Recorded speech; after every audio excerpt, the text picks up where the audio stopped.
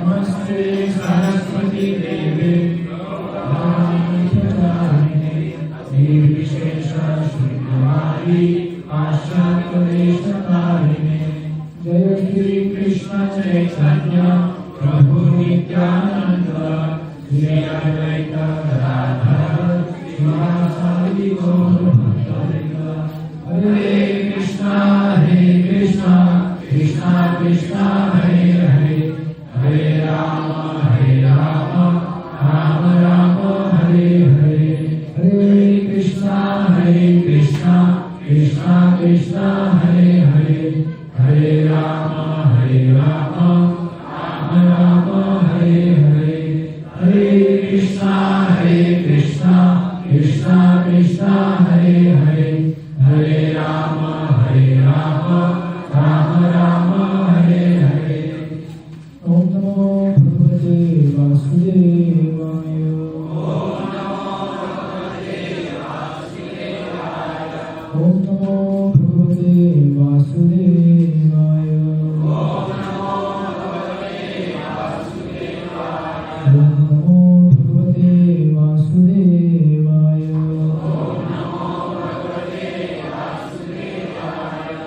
गुरु शिष्य परंपरा की पहली पुस्तक में आप गए हो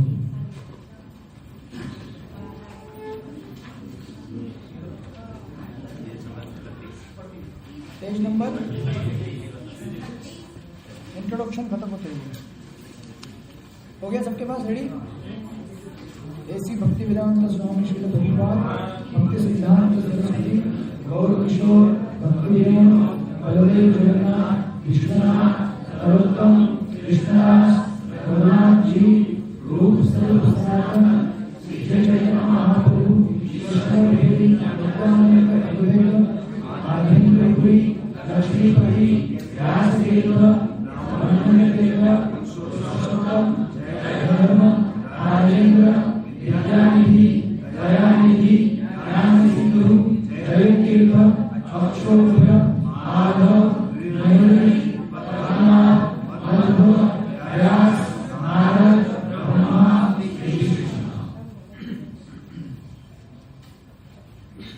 तो अभी हम लोग स्टार्ट करते हैं चैप्टर नंबर 1।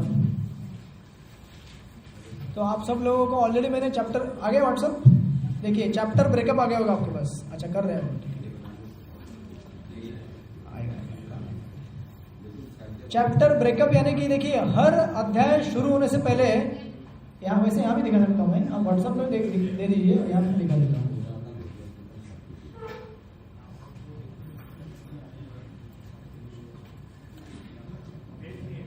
हाँ ठीक है व्हाट्सएप में रख दीजिए, जिसको यहाँ पे देखना है यहाँ भी देख लीजिए। लिखने का जरूरत नहीं है, आपके व्हाट्सएप में ऑलरेडी आ चुका है, उसका समय हम बचाएंगे। ठीक है तो ये है अध्याय नंबर, अगर लिखना है शॉर्टली क्विकली जिसको लिखना लिख सकते हैं, लेकिन फिर मैं समय नहीं देने वाला लिखने के लिए। अध्याय 1 अर्जुन विषाद योग उसका नाम है। ये नाम देखिए अभी अलग अलग नाम अलग अलग आचार्यों ने दिए हुए हैं। प्रभुपाद क्या नाम देते हैं? कुरुक्षेत्र के युद्ध स्थल में सैन्य निरीक्षण। ठीक है तो इसमें ये चीज भी बताई गई है और साथ में अर्जुन का विषाद भी है। विषाद मतलब क्या? लेमेंटेशन, दुख। और योग शब्द क्यों यूज किया गया है वहां पे? क्योंकि ये चीजें किससे संबंधित है? भगवान से। तो आपके व्हाट्सएप में है, टेंशन कर लीजिए। तो सबसे इसमें पहला सेक्शन है श्लोक नंबर 1 से 11। इसमें बताया गया है युद्ध की किस तरह से तैयारी की जा रही है। ठीक है इसका वर्णन आएगा। फिर श्लोक नंबर 12 से 20 पांडवों के विजयों के लक्षण वहां पे दिखाए जाएंगे कि पांडव किस तरह से विजय होने वाले हैं, उसके संकेत वहां पे मिलेंगे हमको। फिर श्लोक नंबर 21 से 27 भगवान श्री कृष्ण किस तरह से भक्तवत्सल है इसके बारे में जानकारी दी गई है। और 28 से 46 अर्जुन के युद्ध न करने के 5 कारण बताए जाएंगे। ठीक है क्या? हाँ तो अभी इसीलिए अभी एक देखिए अलग अलग टीचर अलग अलग ऑथर अलग अलग थोड़ा सा अलग एंगल में यूज करते हैं। देखिए अभी मैं भी अगर आपको दूंगा तो आप भी अलग क्वेश्चन बनाएंगे, हर एक का थोड़ा सोचने का तरीका अलग होता है ना। तो अभी मैं अनुरोध करूंगा कि आप एक चीज फॉलो कीजिए, नहीं तो क्या होगा कंफ्यूजन होगा। फिर आप बोलेंगे इसमें ये डिवीजन दिया है, इसमें ये डिवीजन है। हम एक सेंट्रल बनाएंगे, सेंट्रलाइज, ताकि आपको और मेरे को दिक्कत नहीं होगी समझने में। ठीक है वो भी वैलिड है, ऐसा नहीं कि वो गलत है, एक उनका एक सोचने का तरीका है, मेरा एक तरीका सोचने का है, आपका ही तरीका, आपको भी दूंगा, बोलूंगा ठीक है चैप्टर ब्रेकअप नहीं दिया, आप बनाओ, आपका भी एक अपना निकलेगा, 1 पॉइंट आगे 2 पॉइंट पीछे हो जाएगा। बट इसे इसमें ये आता है, इसमें से बहुत सारे पॉइंट कवर किए होंगे उसमें जो दिया है। तो अभी हम चालू करेंगे पहला सेक्शन, ठीक है। सेक्शन नंबर 1, श्लोक 1.1 to 1.11।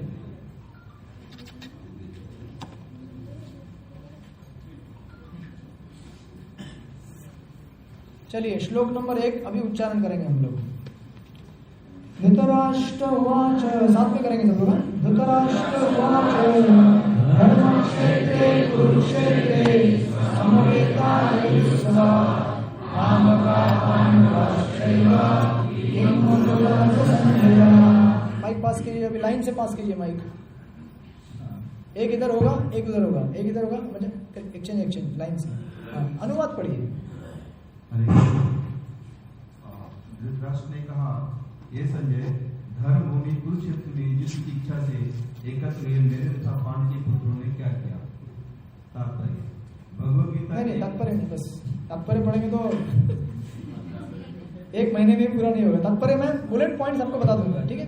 बस माइक रखिए, सेकंड श्लोक चालू होगा तो ये करेंगे, पूरा ऑर्केस्ट्रा लग रहा है। ठीक है, तो ये इस श्लोक में बहुत सारे इंपॉर्टेंट पॉइंट है। अभी देखिए मैंने क्या किया है, आपका सुझाव लेकर, ठीक है। आप बोले थे ना क्वेश्चन भी साथ में करवा देना, तो घर में जाके छुट्टी आराम संडे के संडे। तो आपने क्वेश्चन भी कर दिया प्रभु जी, व्हाट्सअप क्वेश्चन भी कर दिया ना, कर दो क्वेश्चन भी कर दो व्हाट्सअप। तात्पर्य हम स्टडी करेंगे, उसके बाद साइमल्टेनियसली मैं उस तात्पर्य से जुड़े हुए जो भी प्रश्न मैंने दिए गए वो भी आंसर मैं तुरंत ऑलरेडी दे चुका हूँ, व्हाट्सएप में आ गए होंगे, वो आएंगे। मैं बताऊंगा आंसर कहाँ कहाँ पे आपको कहाँ पॉइंट करना है। आंसर ऑलरेडी लिखा हुआ है ब्रैकेट में कि ये श्लोक का ये पहला अनुच्छेद या पैराग्राफ, उसके अंदर ये लाइन इतना इतना, ठीक है। ठीक है, अभी इस श्लोक में देखिए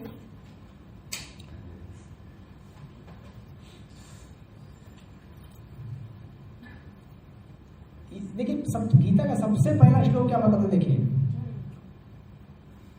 पहले तो बात धृतराष्ट्र जी क्या बोल रहे हैं, मामका और पांडवा। इससे क्या समझ में आया आपको, ये मेरा ये तेरा। इस मेंटालिटी की वजह से क्या हो गया है, युद्ध हुआ है, लेकिन उनकी मानसिक स्थिति कैसी है, चिंता से भरे हुए हैं। एंजाइटी बोलते हैं ना, इंग्लिश में बोलते हैं एंजाइटी, डिप्रेशन। देखिए गीता का पहला ही श्लोक हमें बताता है कि जीवन जीने की कला क्या है।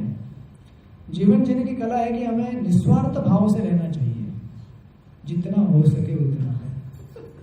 अभी आप सब लोग बोलेंगे अरे निस्वार्थ भाव से रहूंगा तो जॉब कैसे होगा, मेरा बिजनेस कैसे होगा। तो प्रभुपाद कई जगह पे ऐसा क्या करते, देखिए जिस तरह से दाल में कितना नमक होना चाहिए, कितना होना चाहिए, आधा किलो। स्वाद मतलब अभी समझिए आधा लीटर दाल है आपका, तो कितना इतना नमक जाएगा अंदाज से, कितना, 1 स्पून। ठीक है, मैं टेम्पल में बड़ा स्केल कुकिंग करते हैं इसलिए मैं भूल गया हूँ। हम लोग लीटर में पकाते हैं। चलो आज 100 लीटर दाल, 150 200 लीटर दाल, तो इसलिए वो मेजरमेंट बहुत साल हो गए मेरे को, घर में थोड़ा कुकिंग करता था कभी, तो उतना नमक नहीं डाला जाता है ना। कितना डाला जाता है, थोड़ा सा। बस प्रभुपाद कहते थे कि उतना बोनाफाइड है बिजनेस में चीटिंग या जॉब में चीटिंग, जितना हमारे सर्वाइवल के लिए जरूरी है, लेकिन उससे ज्यादा नहीं, उससे कम नहीं। तो इसीलिए देखिए ये जो श्लोक है ये बोलता है कि देखिए साथ में 2 यहाँ पे व्यक्तियों का आपको कैरेक्टर दिखेगा। एक पहला कैरेक्टर धृतराष्ट्र का, दूसरा कैरेक्टर अर्जुन का। साइमन दोनों व्यक्ति है यहाँ पे। धृतराष्ट्र बोल रहे कि ये तेरा ये मेरा, और अर्जुन क्या बोल रहा है, सब तेरा, ले। आगे बोलेंगे जाके नहीं चाहिए कुछ भी मुझे। वो बोले खाली 5 गांव दो। अपने महाभारत का बैकग्राउंड आपको मालूम रहेगा ना। बोले 5 गांव दो बाबा, ज्यादा नहीं चाहिए, क्योंकि हम लोग क्षत्रिय है, तो हमें क्षत्रिय होने के लिए कुछ तो राज्य करना पड़ेगा ना। बोले वो भी नहीं दूंगा। तो अर्जुन आगे जाके बोलेंगे कि कुछ भी नहीं चाहिए, ले लो सब, मैं जाके जंगल में अपना एकांत में संन्यास करूंगा, शांति से बैठूंगा, भजन करूंगा। तो इसीलिए देखिए इन श्लोकों में आगे जाके देखेगा, हालांकि एक जंक्शन ऐसा आएगा कि जहां पे अर्जुन भी चिंता से ग्रस्त हो जाएंगे, वो उसका अलग कारण है क्यों ऐसा होगा वो।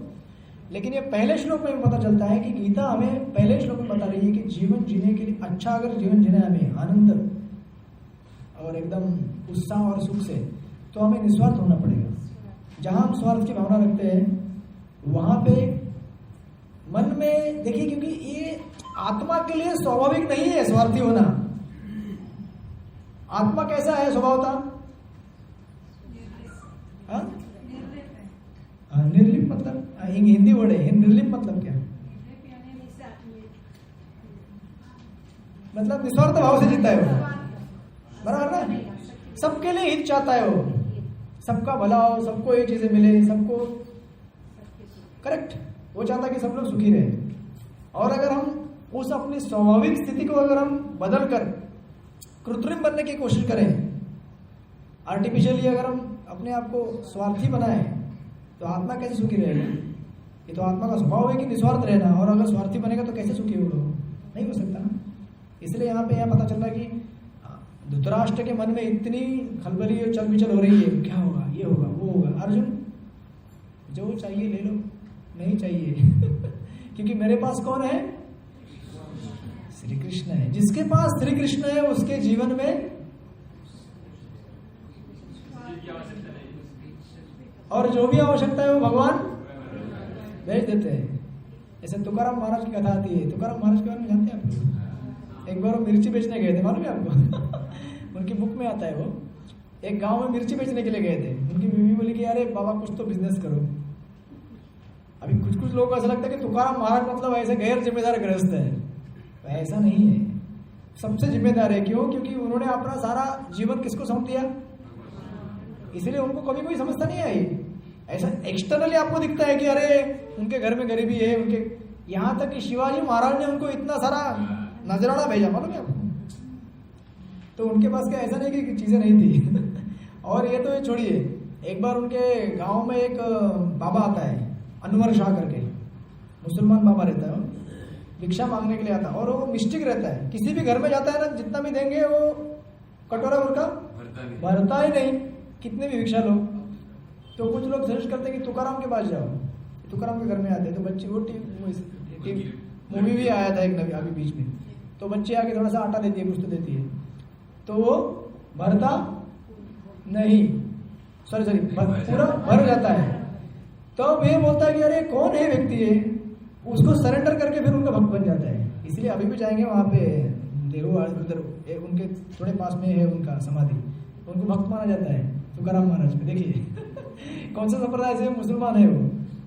तो ऐसा नहीं कि तुकाराम महाराज के पास सिद्धियां नहीं थी, सब कुछ था, लेकिन भगवत परायण जीवन कैसे जीने दिखा रहे थे।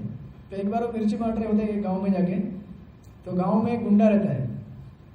अभी तुकाराम महाराज एकदम सादे, वो लोग आते हैं, क्या करते हैं, देते हैं 2 रुपया, मतलब वो टाइम का जो भी रहेगा 2 रुपये 5 रुपया, और लेते हैं मिर्ची 10 रुपये का।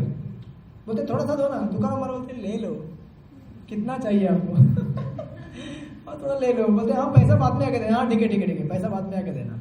अरे गांव का गुंडा रहता है, उसको समझ में आता है कि अरे मस्त मिर्ची मिल रहा है अपने को, और ये तो एकदम अपने में मस्त है। तो बोलते हैं ठीक है, एक गोनी पूरा मेरे को दे दो और पैसा क्या करूँगा बाद में दूंगा। तो पूरा उठा के लेकर जाता घर पे। अभी तुकाराम महाराज खत्म हो गया, अभी आ गए, गाड़ी में बैठ गए, रात को अभी कुछ भगवान के लिए भोग लगाएंगे, प्रसाद लेके रेस्ट करेंगे। लेकिन अभी टेंशन किसको होता है टेंशन होता है विट्ठल जी को। तो बोलते हैं अरे बाप रे, अभी इसने सारा बिजनेस तो डुबा दिया, अभी घर जाएगा तो वापस क्या होगा, बीवी इसकी आरती उतार देगी पूरा। तो अभी कुछ तो करना पड़ेगा। इसलिए भगवान क्या करते हैं, एक छोटे बच्चे का रूप लेते हैं, एक असिस्टेंट का, और हर घर में जाते हैं और बोलते हैं कि आज आपने मिर्ची खरीदा था, कौन है आप? घर वाले बोलते हैं वो तुकाराम का मैं असिस्टेंट हूँ। देखा तो नहीं? तो बोलते नहीं, उनका असिस्टेंट हूँ मैं। तो बोलते हैं मिर्ची कब लिया था? बोलते कितना लिया था वो भी बताता हूँ बराबर बराबर क्वांटिटी बताते कि इतना लिया था आपने, इतना एक्स्ट्रा लिया था, आपको इतना पैसा देना है। तो अभी चेकमेट हो गया ना, अब क्या करें, देना पड़ेगा, मालूम पड़ गया।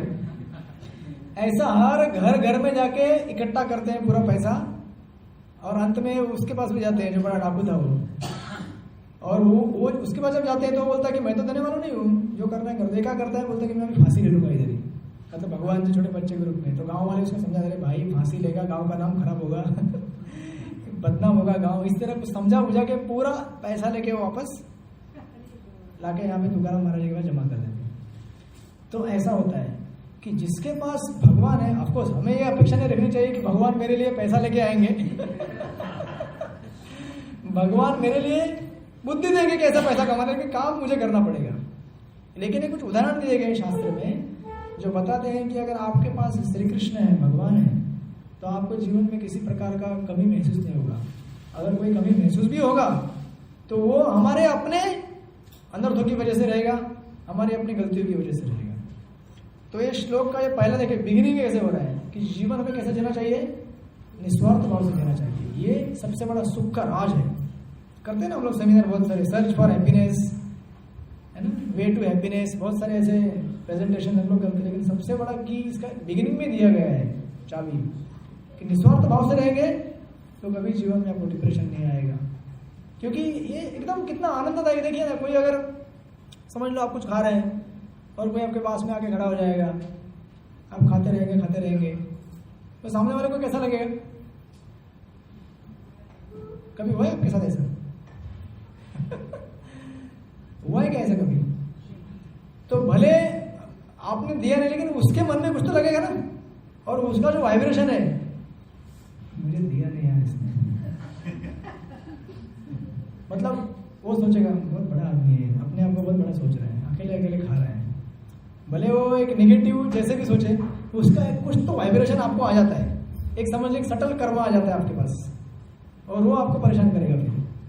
फिर नेक्स्ट टाइम ऐसा सिचुएशन क्रिएट होगा कि कोई खा रहा होगा और आप देखते रहेंगे लेकिन फिर आपको रिएक्ट नहीं करना है वो टाइम में, आपको क्या करना है, निस्वार्थ बस खाने दो, बेचारा भूखा है। हो सकता है ना कभी कभी ऐसा, समझो कभी कभी अगर समझो द्वादशी आया है और आप भूखे हैं, पूरा दिन उपवास किया है, मुश्किल से कोई एक प्लेट मिल गया प्रसाद का, अभी आपके सर्वाइवल का क्वेश्चन है, ये नहीं खाऊंगा तो अभी सेवा भी नहीं कर सकता।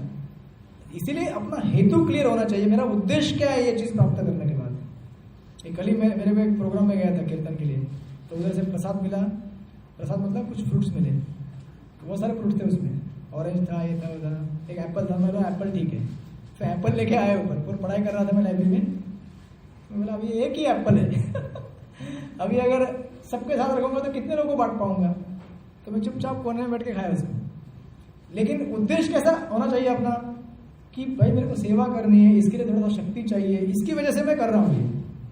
लेकिन आपके पास अगर फैसिलिटी है तो उसको जरूर बांटना चाहिए। तो इससे देखिए आपको लाइफ में पीस एक्सपीरियंस होगा, एक शांति की अनुभूति होगी।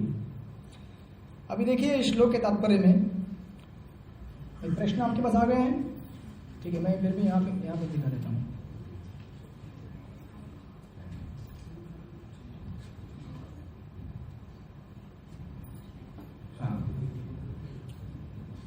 अभी प्रश्न नंबर देखिए, तात्पर्य के पॉइंट देखते जाइए, ठीक है।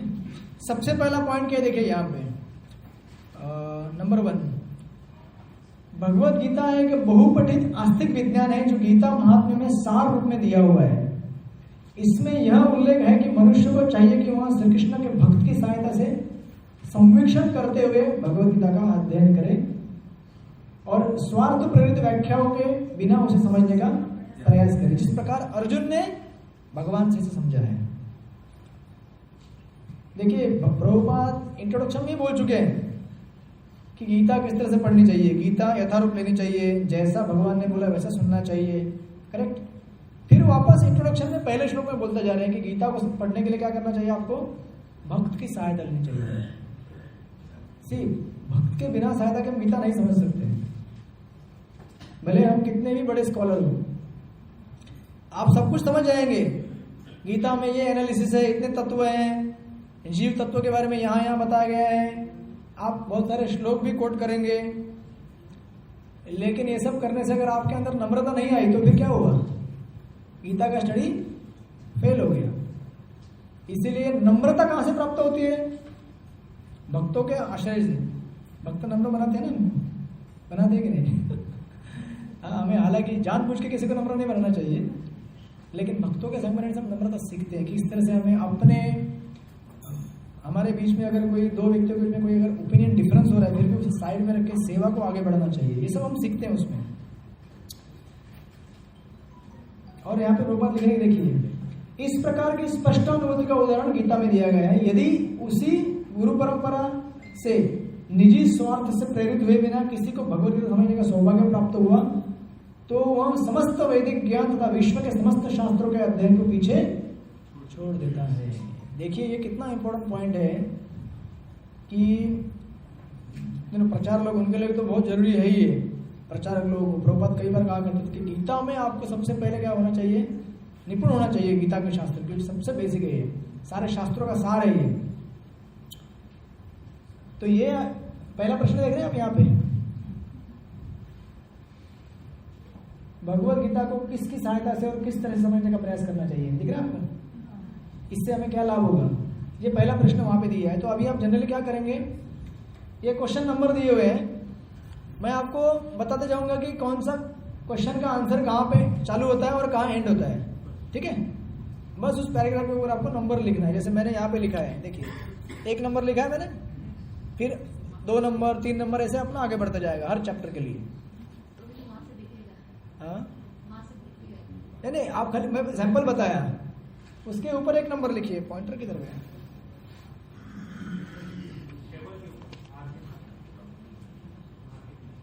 आगे, मेरे आगे। अच्छा अच्छा, चालू है क्या?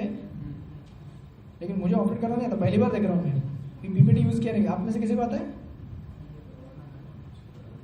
वो प्रभु जी किधर गए? रवि प्रभु यूज किया क्या आपने कभी?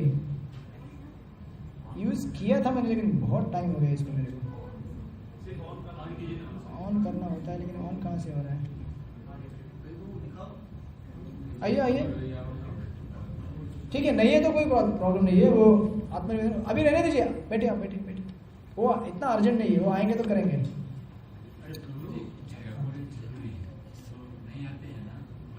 नहीं रिकॉर्डिंग नहीं बोल रहा है, ये पॉइंटर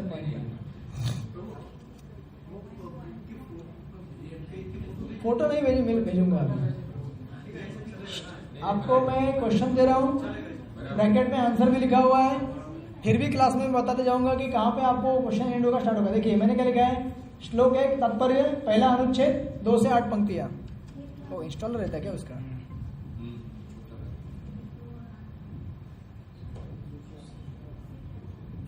और पॉइंटर किधर है? हाँ लाइट, कौन सा बटन? ये वाला लाल वाला ना ऊपर, ये। और ऊपर नीचे करने के लिए साइड वाला। अच्छा ठीक है, तो इसका इस्तेमाल एक बार ये देखिए दिख रहा है आपको? ये यहाँ पे एक चीज है, और दूसरी चीज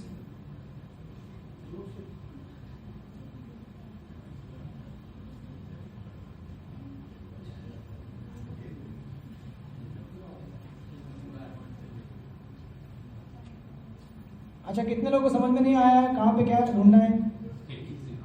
नहीं ये नहीं,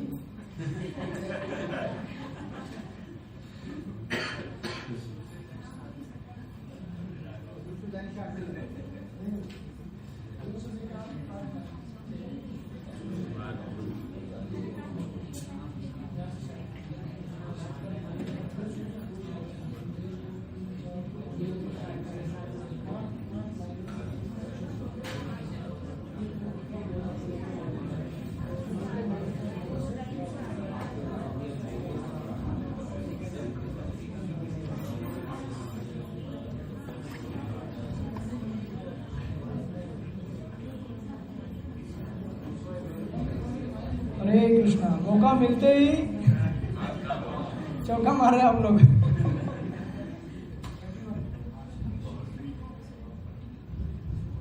हाँ ये देखिए यहाँ पे, ठीक है,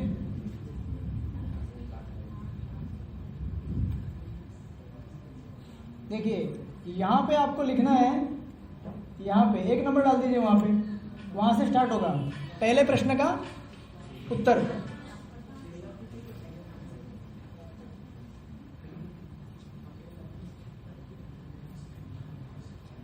भगवद गीता को किसकी सहायता से और किस तरह समझने का प्रयास करना चाहिए? उसका लाभ क्या होगा कि दुनिया में जितने भी समस्त वैदिक ग्रंथ है उनके आप परे चले जाएंगे।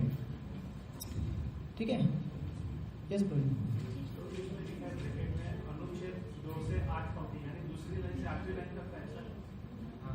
मैंने एग्जैक्ट मैच करने की कोशिश किया है ताकि आप लोग डेविएट ना हो जाए आंसर ढूंढने में। इंट्रोडक्शन में ऐसा हुआ होगा आपके साथ, क्योंकि मेरा एक एक्सपेक्टेशन है कि आप प्रभुपाद के वो तात्पर्य को हाईलाइट करके पढ़े, इसलिए मैंने ये अभी दे दिया यहाँ पे। मैं देने वाला नहीं था आंसर इतना लेकिन मैं दे रहा हूं ताकि आप लोग तात्पर्य को ठीक से पढ़े और एक्सपेक्टेड आंसर कहाँ पे है वो निकाल के लिखे। नहीं तो क्या होता है ना, फिर अभी आप जनरल ढूंढने की कोशिश करेंगे पूरे तात्पर्य में। जनरल हो सकता है पूरे चैप्टर में ढूंढने का इन जनरल, हाँ ये इधर का ये भी मैच कर रहे हैं, वो भी मैच कर रहे, सब मैच कर रहे हैं। आखिर में हरे कृष्णा जप करना है, लेकिन हरे कृष्णा हो गया प्रभु जी, अभी आप टाटा बाय बाय। तो इसीलिए मैं प्रिसाइज दे रहा हूं आपको कि उतना आपको आंसर लिखना है। किसी को कोई शंका है यहाँ पे? नहीं, समझ में आ रहा है? ओके, आगे बढ़ते हैं अभी। उसके बाद सेकंड पॉइंट देखिए क्या बोल रहे हैं वहां पे प्रभुपाद। अभी वो हमने जो चालू किया था वो वैसे का वैसा है कि नहीं, कि गायब हो गया है? ठीक है, टेक्नोलॉजी का कुछ तो इस्तेमाल कर पा रहे हैं हम लोग। मैंने हालांकि कभी यूज किया नहीं ज्यादा ये सब। हाँ, अभी देखिए यहाँ पे सेकंड पॉइंट कहां से चालू होगा? यहां से चालू होगा।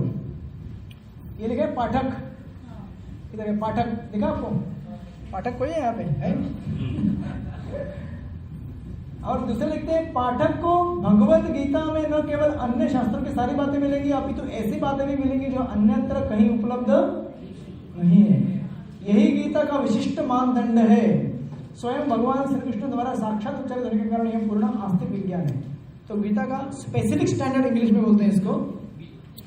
ये दूसरा क्वेश्चन है, स्पेसिफिक मानदंड क्या है इसका? आपको बाइबल में जो है वो भी मिलेगा, ठीक है ना, और जो बाइबल में नहीं है वो भी मिलेगा, या कुरान में जो भी है, क्योंकि ये सब क्या है, उप ग्रंथ है, मतलब सेकेंडरी थर्ड लेवल के शास्त्र दिए गए हैं बाइबल कुरान। तो इसीलिए हमें आश्वस्त होना चाहिए कि गीता पढ़ने के बाद मुझे बाइबल पढ़ने का भी लाभ मिल रहा है। अभी कोशिश नहीं करनी चाहिए कि चलो अभी गीता में तो सब पढ़ लिया, अभी देखता हूँ बाइबल में क्या दिया है।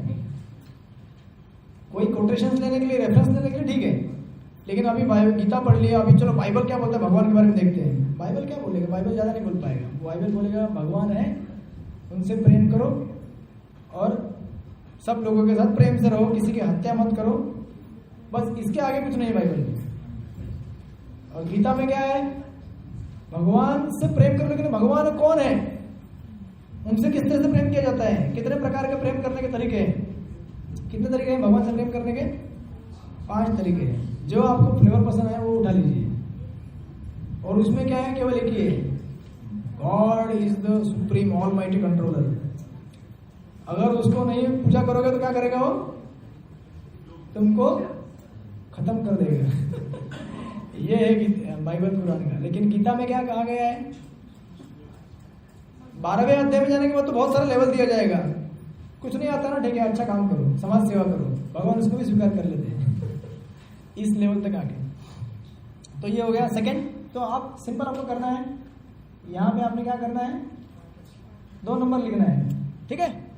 तो आपका क्वेश्चन 2 का आंसर आपको वहां पे हमेशा के लिए आपके लिए फिक्स हो गया, को पढ़ाई करते समय समझ में आएगा, क्वेश्चन 1, 2। उसके बाद अगर आप तीसरा क्वेश्चन देखेंगे तो मैंने देखिए क्या दिया है तीसरा क्वेश्चन, देखिए। लेकिन एक क्वेश्चन आंसर सीरीज में चल रहा है अपना, हम लोग गीता डिस्कस कर रहे हैं। ये मैं दे रहा हूं ताकि आपका समय बचे बाद में।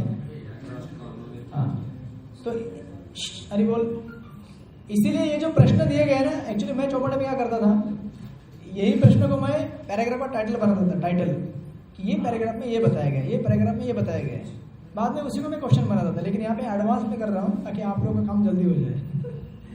तो तीसरी चीज क्या बताया तात्पर्य प्रभुपाद ने कि हाँ क्या वही है, इसलिए आप ज्यादा कर्मकांडी मत बनिएगा, फ्रूटी मत बनिए। आप ध्यान करते जाइए कि हम लोग एक सेक्शन स्टडी कर रहे हैं, ठीक है। सेक्शन स्टडी करते करते ये बीच में क्वेश्चन आएंगे, वो आप रजिस्टर करते जाइए। अभी आगे तात्पर्य में देखिए प्रभुपाद क्या कहते हैं। वो आगे बोलते हैं कि धृतराष्ट्र इस तरह के प्रश्न क्यों पूछ रहा है, क्यों पूछ रहा है बताइए। हाँ, ये तात्पर्य में देखिए क्या लिख रहे हैं प्रभुपाद यहाँ पे।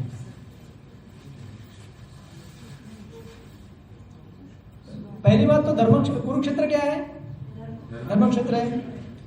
और कौरव कौन है, धार्मिक है क्या, धार्मिक कौन है, पांडव है। इसीलिए देखिए मराठी में एक प्रोवर्ब रहता है, चोराच्या मनात चांदणे, सुना आप लोगों ने, चोर के मन में चांदनी, हिंदी में हो जाएगा। कभी बिल्ली, जब बिल्ली दूध पीती कैसे करती हो, आंख बंद करके पीती है, क्या सोचती हो, मैं दूध पी रही हूँ, सब देख रहे हैं और पीछे से डंडा लेके खड़ा है। बस ये दुनिया ऐसी है। जो व्यक्ति चोर होता है ना, वो हमेशा डरता है, उसको देख के मालूम पड़ेगा ये चोर है। इसीलिए पुलिस वालों को अगर चोर को ढूंढना है, समझो अगर एक ग्रुप बैठा है 20 लोगों का, उसमें अगर चोर को पकड़ना है तो तुरंत मालूम पड़ता है उसकी हलचल से। तो चोर क्या करके देखेंगे, सब लोग शांति से बैठे हैं, फिर भी वो ऐसे देखेगा, कोई आ तो नहीं रहा है इधर, बार बार चेक करेगा मेरा मोबाइल ठीक है ना, मेरा वो चोरी किया सामान ठीक रखा है ना, बस उसको देख के समझ में आएगा कि ये चोर है। बस यही हालत यहाँ पे किसकी है, धृतराष्ट्र जी की है। धृतराष्ट्र क्या कर रहे हैं, इसीलिए ये प्रश्न पूछ रहे हैं कि क्या हुआ मेरे पुत्रों का कुरुक्षेत्र। अभी एक्चुअली ये क्वेश्चन कितना वियर्ड है, मतलब अभी समझो अगर मैदान में लोग खड़े हो जाएंगे, ठीक है, क्रिकेट की 2 टीम खड़ी हो जाएगी, एक तरफ है इंडिया, एक तरफ है, अभी पाकिस्तान नहीं है अभी कोई दूसरी टीम खड़ी है, तो क्या करेंगे वो लोग, वो आके पूछेंगे, हाँ अभी क्या करेंगे हम लोग, 2 कप्तान आके पूछेंगे। तो ये कोई प्रश्न हुआ, ये एक्चुअली मूर्खतापूर्ण प्रश्न है एक तरह से देखा जाए तो। ये कोई प्रश्न है नहीं, अभी युद्ध भूमि में आए हैं तो क्या करेंगे, लड़ाई करेंगे ना। लेकिन धृतराष्ट्र ऐसे अजीबोगरीब प्रश्न क्यों पूछ रहे हैं, क्योंकि उनके मन में क्या है, चोर छिपा हुआ है ना। कौन सा चोर है, कि मुझे इनकी संपत्ति चोरी करनी है, लेकिन चोरी कैसे करनी पड़ेगी, चुप चुप के करनी पड़ेगी ना। और चुपके से करने के लिए क्या करना पड़ेगा, अधर्म का सहारा लेना पड़ेगा, करेक्ट। इसीलिए, लेकिन यहाँ पे प्रॉब्लम क्या हो रहा है उनके लिए, कि कौरव कौन है, धार्मिक व्यक्ति है सारे, सॉरी अधार्मिक है, और पांडव क्या है, धार्मिक है। तो धर्म क्षेत्र किसका साथ देगा, पांडवों का साथ देगा ना। इसीलिए उनको टेंशन में आ रहा है कि अरे बाबा, और साथ में कृष्ण है, भगवान कृष्ण धर्म के संस्थापक देखिए कितना बड़ा चोरी सामने सामने करने की कोशिश कर रहे हैं। धर्म क्षेत्र में धर्म के संस्थापक व्यक्ति खड़े हैं, आचार्य, और उनके ही सभा में से चीजें छीनने की कोशिश कर रहे हैं। कैसे मिलेगा उनको, और ऐसी अवस्था में कैसे खुश रहेंगे वो, हो नहीं सकता ना। चोरी करें तो चोर जनरली दिन में करता है कि रात में करता है, क्योंकि रात में क्या है, लेकिन उसे मालूम नहीं है कि अंत में देखने वाला कौन है। अजामिल जो सेक्शन है 6ठे स्कंद में, उसमें यमदूत बताते हैं, जब विष्णुदूत पूछते हैं कि कितने प्रकार के विटनेस रहते हैं, ये प्रश्न पूछा जाता है, तो यमदूत बड़ा लिस्ट देते हैं, सूर्य, चंद्र, दिशा है, अलग अलग देवी देवता, आत्मा, परमात्मा, सब इतने सारे, तो आप कैसे छुपाएंगे, नहीं छुपा सकते ना। लेकिन ये कोशिश कर रहे हैं। इसलिए उनका ये प्रश्न क्या है, यहाँ पे दिया गया है कि उन्होंने क्या किया, ये प्रश्न पूछ रहे हैं वहां पे। और इसके बाद जो लास्ट पैराग्राफ है, तो ये आपका 3rd क्वेश्चन था, नोट कर लीजिएगा, वहां पे आपको मिलेगा। इसके बाद लास्ट के पैराग्राफ में प्रभुपाद बताते हैं, धान के खेत का उदाहरण देते हैं। आप लोगों ने खेती की है, अभी भी करते हैं, अभी नहीं करते, अभी केवल धान लेके आते हैं, हाँ चावल लेके आते हैं, धान भी नहीं लेके आते, धान बंद हो गया। तो आज एकादशी है वैसे लेकिन धान की खेती में, या आपने कोई गार्डन लगाया है, आपके घर में कोई बगीचा रहेगा छोटा मोटा, तुलसी का आपने लगाया होगा पौधा, तो उसमें क्या होता है, तुलसी के साथ साथ दूसरा क्या आता है, दूसरे भी आते हैं पौधे जिसको बोलते हैं वीड्स, इंग्लिश में बोलते हैं, मराठी में बोलते हैं तृण, घास, घास फूस। उसमें एक शब्द प्रभुपाद इस्तेमाल करते हैं, क्या है वो शब्द? अवांछित ना? देखिए क्या लिख रहे हैं यहाँ पे, यहाँ पे देखिए, पांडव तथा धृतराष्ट्र के पुत्र दोनों ही एक वंश से संबंधित है, किंतु यहाँ पर धृतराष्ट्र के वाक्य से उनका मनोभाव प्रकट हो रहा है। क्या? बंटवारा। डायरेक्टली नहीं बोल रहे बंटवारा चाहिए, लेकिन बोल रहे कि तेरे और मेरे। उसने जानबूझकर अपने पुत्रों को कुरु का और पांडु के पुत्रों के वंश के उत्तराधिकारी से विलग कर दिया। इस तरह से आगे बोलते हैं कि जिस प्रकार धान के खेत से अवांछित पौधों को उखाड़ दिया जाता है, उसी प्रकार इस कथा के आरंभ से ही ऐसी आशा की जाती है कि जहां धर्म के पिता श्री कृष्ण उपस्थित हो, वहां कुरुक्षेत्र रूपी खेत में दुर्योधन आदि धृतराष्ट्र के पुत्र रूपी अवांछित पौधों को समूल नष्ट करके युधिष्ठिर महाराज क्या करेंगे? धर्म का राज्य स्थापित करेंगे। तो ये गीता का क्या है? उद्देश्य। वही हमारे जीवन का भी उद्देश्य है। हमारे जीवन में भी बहुत सारे क्या है? घास पौधे आते हैं बार बार। जब हम हरिनाम करते हैं तो हरिनाम के साथ साथ क्या होता है? उसके बाय प्रोडक्ट भी आते हैं, पूजा, लाभ, प्रतिष्ठा, ये सब अलग अलग चीजें। तो हमें वापस ट्रैक में आके गीता पढ़ के कि अरे भाई गीता का उद्देश्य। इसलिए देखिए ये जो गीता में जो दिए हुए कैरेक्टर है, ये कोई अलग अलग बाहर के कैरेक्टर नहीं है। हम बोलते हैं धृतराष्ट्र ने ऐसे किया, दुर्योधन ने ऐसा किया। धृतराष्ट्र दुर्योधन कौन है? कौन है धृतराष्ट्र दुर्योधन? हम लोग हैं। धृतराष्ट्र हम हैं, दुर्योधन हमारे अंदर बैठा हुआ है। हम चोरी करना चाहते हैं भगवान की संपत्ति, वो भी दिन दहाड़े। कैसे चोरी कर पाएंगे? प्रकृति ऊपर बैठी है, कंट्रोल कर रही है हमको, फिर भी हम सोचते कि कुछ नहीं होगा हमारा। तो हमें समझना चाहिए कि जो घास फूस उग रही है उसको हमें क्या करना है? नष्ट करना है। लेकिन किसके सहायता से? हरे कृष्णा कृष्णा कृष्णा हरे हरे, हरे राम राम राम हरे। भगवान श्री कृष्ण की सहायता से, उनके हरिनाम के द्वारा। तो ये पहला श्लोक का इस तरह से प्रभुपाद विवरण देते हैं। चौथा प्रश्न आप वहाँ पे जोड़ सकते हैं लास्ट में, जो आपने ऑलरेडी व्हाट्सएप में देख रहे होंगे, उसका नंबर डालते जाइए। अभी मैं क्वेश्चन का वो यहाँ पे दिखाऊंगा नहीं। यस, हाँ चौथा यहाँ से उसका मैंने ऑलरेडी आंसर दिया हुआ है, फिर भी देखिए ये आंसर उसका यहाँ से स्टार्ट होगा। हाँ तो ये पूरा पैराग्राफ पढ़ के आप सारा नोट लिखिए, ठीक है? हाँ बोलिए।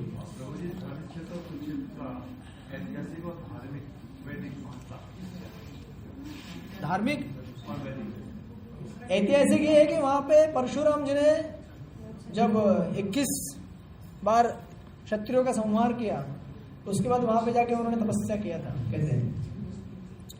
इसीलिए वो क्या है?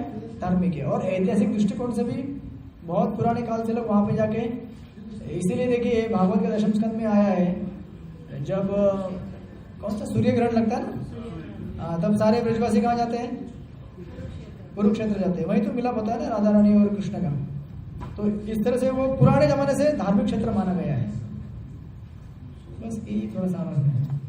इसका डिटेल आपको पढ़ना है तो फिर अलग क्लास, अलग कथा करेंगे। हाँ, और इसमें एक पॉइंट ये बताते हैं कि पुराने जमाने में जब युद्ध होते थे ना, तो युद्ध करने के लिए ये जगह, मतलब जब युद्ध होने जा रहा था कौरव पांडवों के बीच में, तो फिर उन्होंने सबसे पहले डिस्कस किया कि युद्ध कहाँ किया जाए।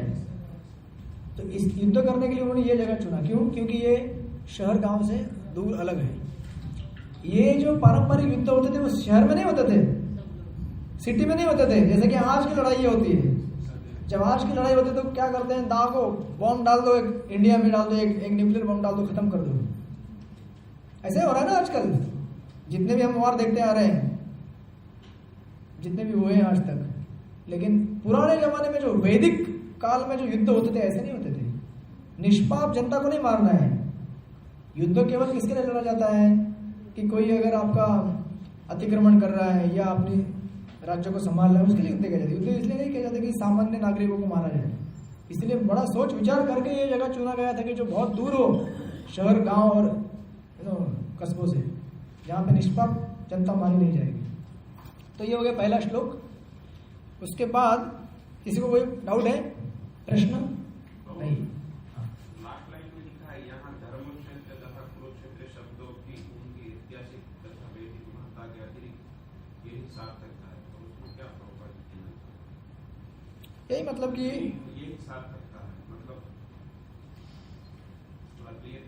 ऐतिहासिक तथा वैदिक महत्ता के अतिरिक्त यही सार्थकता है। हिंदी थोड़ा क्या है, मेरा इतना ये नहीं है शायद प्रभुपाद ये बोल रहे कि ऊपर वाला जो चीज बताया उन्होंने कि धान के खेत में से इनको उखाड़ना है, मतलब apart from religious and Vedic importance, ये तो महत्व है ही उसका, लेकिन साथ में और इसका महत्व अभी क्यों बढ़ रहा है, क्योंकि हाँ हमें स्थापित करना धर्म का, समझ रहे ना आप। थोड़ा इंग्लिश में पढ़ेंगे तो उसका और क्लियर हो सकता है। इंग्लिश की अगर कोई बुक है आप मेरे पास है ना इंग्लिश का, लेकिन मेरे ख्याल से वही है, अपार्ट फ्रॉम हिस्टोरिकल बोलते हैं प्रभुपाद। इसमें जो लिखा है नितांत धार्मिक पुरुषों की स्थापना की जाएगी, ये जो कारण हाँ वही मतलब धर्म की स्थापना होगी अपार्ट फ्रॉम, हाँ सेम लिखा है प्रभुपाद ने, देखिए क्या लिखते हैं, this is the significance of the words Dharmakshetra and Kurukshetra apart from their historical and Vedic importance. मतलब वैदिक और धार्मिक इतिहास देखा जाए तो ये महत्वपूर्ण स्थान था ही था, लेकिन अभी उसके अलावा और महत्वपूर्ण क्यों हो रहा है, क्योंकि यहाँ पे भगवान धर्म की स्थापना करने जाने वाले हैं। करेक्ट, ये उसका अर्थ होता है ऐसा। ओके, अभी दूसरा श्लोक। संजय उवाच, सब लोग साथ में पढ़ेंगे। दृष्ट्वा तु पाण्डवानीकं युद्धं दुर्योधनस्तदा आचार्यं प्रसन्नं राजा वचनमुने। बड़ी अनुवाद इस तरफ माता जी।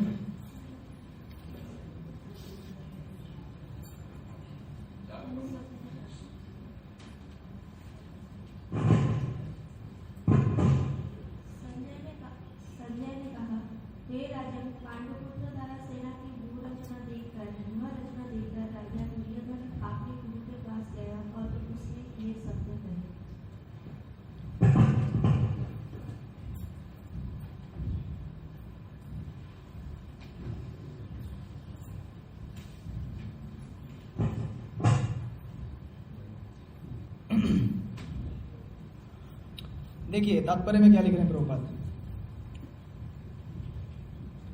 धृतराष्ट्र जन्म से क्या था, अंधा था, फिजिकली अंधा था, लेकिन दुर्भाग्यवश वह आध्यात्मिक दृष्टि से भी क्या था, वंचित था। एक होता है फिजिकली ब्लाइंड, दूसरा होता है स्पिरिचुअली ब्लाइंड। सबसे खतरनाक क्या है, स्पिरिचुअली ब्लाइंड। आदमी भले शरीर से अंधा हो, लेकिन अगर आध्यात्मिक चेतना से जागरूक हो तो कई गुना बेहतर है। लेकिन धृतराष्ट्र के बारे में क्या कहा गया, दोनों तरफ से अंधा था। बाहर से तो था ही था फिजिकली, लेकिन अंदर से भी अंधा था। वो यह भी जानता था कि उसके समान उसके पुत्र भी धर्म के मामले में अंधे हैं क्या प्रभुपाद लिखते थे कमेंट्री। मतलब वो तो अंधा था ही, बाहर से भी था अंदर से भी था, और उसके बच्चे भी क्या थे, बस वैसे ही अंधे थे। और उसे ये विश्वास था कि पांडवों के साथ कभी भी समझौता नहीं कर पाएंगे, क्योंकि अभी वो भी जानता था कि ये इनमें कभी बनने वाली है नहीं, क्योंकि ये पांचों पांडव क्या थे, जन्म से ही पवित्र थे। और फिर वही बैकग्राउंड पीछे बता रहे हैं कि फिर भी उसे तीर्थ स्थान के प्रभाव में ये लग रहा था कि ये लोग क्या करेंगे, समझौता कर लेंगे शायद, कौरव और पांडव, या फिर कौरव में जो द्रोणाचार्य है, भीष्म, वो सब क्या थे, पांडवों के प्रति उनका स्नेह था, शायद समझौता हो जाए। इसके लिए वो बार बार प्रश्न पूछ रहा है। बाद में देखिए वहां पे लिखते हैं, अतः वह निराश राजा को प्रोत्साहित करना चाहता था, इसलिए उसने, मतलब यहाँ पे कौन, संजय। देखिए अभी कौन बोल रहा है, ये संजय कौन है, धृतराष्ट्र का सेक्रेटरी है। और संजय कहाँ पे सुना रहा है ये वर्णन, हस्तिनापुर में ना, ये थोड़ी वहां पे गए हैं कुरुक्षेत्र में। ये क्या है, लाइव टेलीकास्ट चालू है दूरदर्शन, क्योंकि संजय के पास क्या था, दिव्य दृष्टि था, व्यासदेव के शिष्य थे। करेक्ट, तो उनकी कृपा से उनको दृष्टि मिला था ये। और वो उनको मतलब अभी इनकरेज कर रहे हैं, आप डरिए मत, बोल रहे हैं कि देखिए पांडु पुत्रों की व्यू रचना देखने के बाद तुरंत क्या किया दुर्योधन ने, कीर्तन बीच में जरूरी है राजा दुर्योधन अपने गुरु के पास गया। गुरु कौन है, द्रोणाचार्य।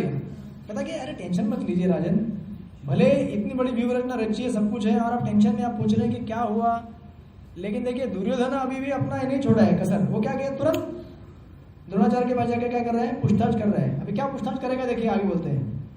और देखिए इसी तात्पर्य में एक और पॉइंट दिया गया है, यद्यपि दुर्योधन को राजा कहकर संबोधित किया गया है तो भी स्थिति की गंभीरता के कारण उसे सेनापति के पास जाना पड़ा। अतएव प्रभुपाद लिखते हैं, अतएव दुर्योधन राजनीति के बनने के लिए सर्वथा उपयुक्त था। मतलब ये रहती है डिप्लोमेसी, पॉलिटिक्स, कूटनीति में एक्सपर्ट था वो।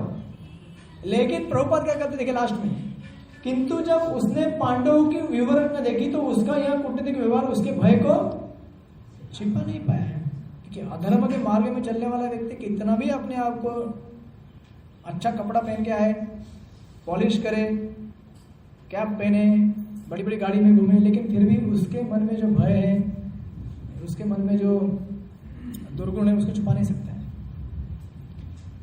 अभी देखिए, अभी आगे बताना कि किस तरह से दुर्योधन ने क्या किया, अपने राजा को बताया, सॉरी इसको द्रोणाचार्य को, गुरु को। एक साथ पढ़ेंगे तीसरा श्लोक। पश्यतां पांडुपुत्राणाम् आचार्यं महतीजनम्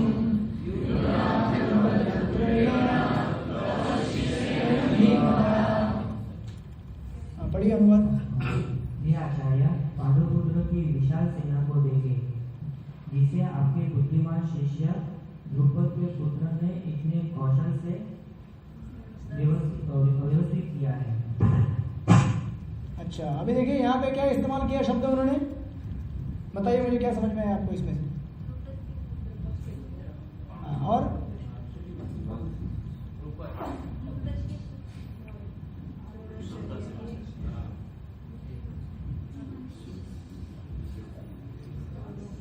देखिए कितना बड़ा टॉन्ट है ये अभी। ये अगर आप महाभारत का बैकग्राउंड देखेंगे ना, आपको समझ में आएगा कि ये एक्चुअली दुर्योधन इतना ये था, कूटनीतिज्ञ था। क्या बोल रहे हैं यहाँ पे देखिए कि पश्यताम, देखिए पांडुपुत्राणाम आचार्य महती चमू। चमू मतलब क्या दिया प्रभुपाद ने, सेना को, उनके सारे विवरण को किस तरह खड़ा कर दिए। और किसने खड़ा किया ये, द्रुपद ने। और द्रुपद कौन है, और किसके साइड में खड़ा है द्रुपद। तो इसलिए देखिए शब्द कैसा इस्तेमाल किया वहां पे, आपके बुद्धिमान शिष्य ने, गुरुजी आपका शिष्य है वो।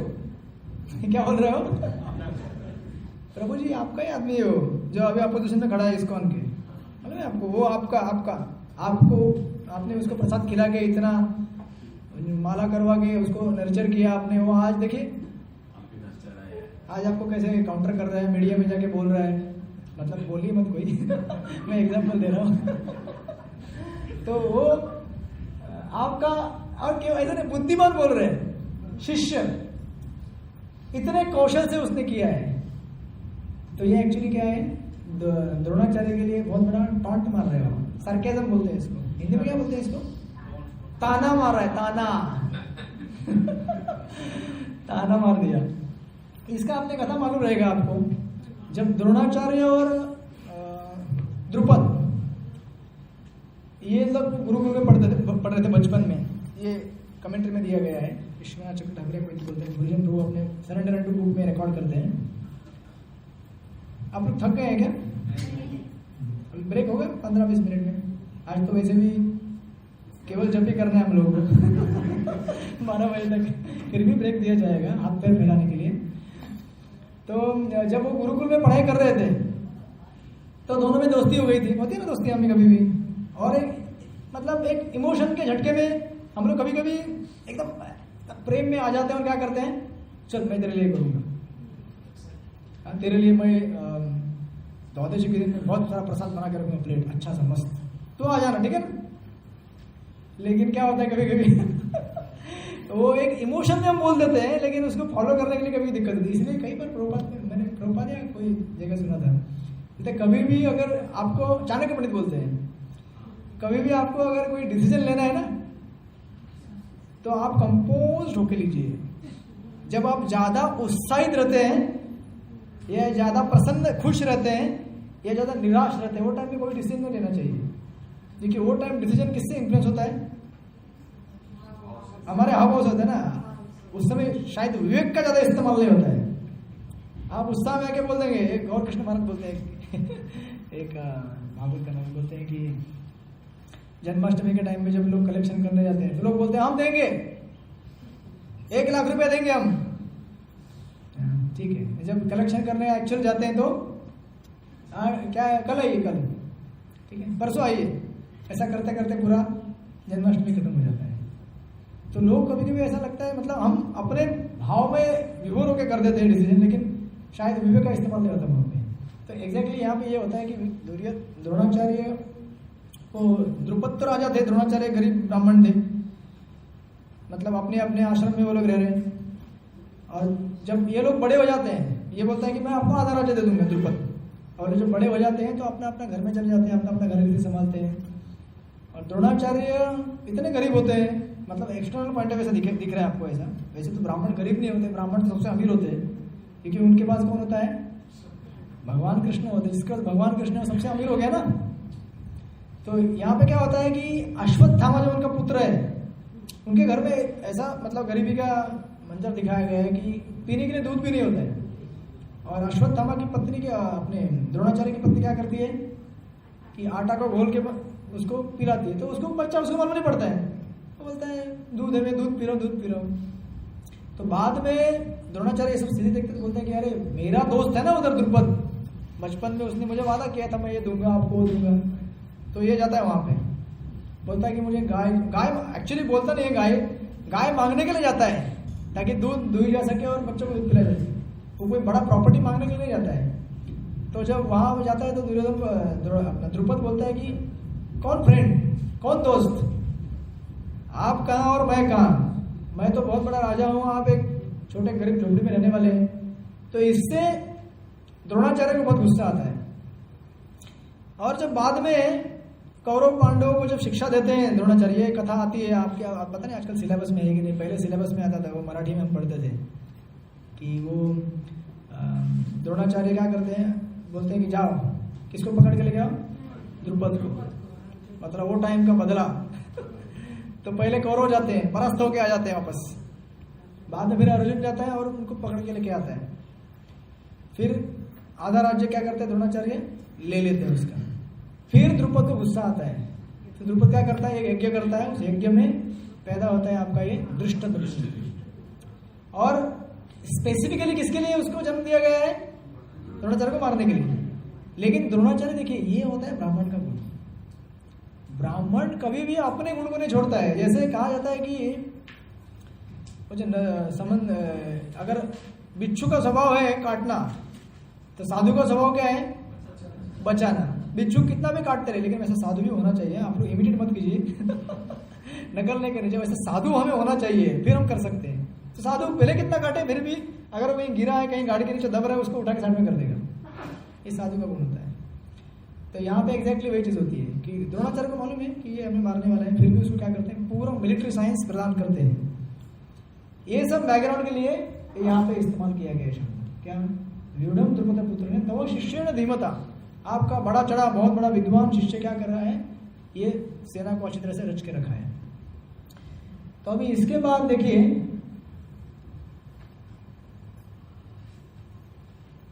चौथा श्लोक, अभी और आगे बोलते जा रहे हैं।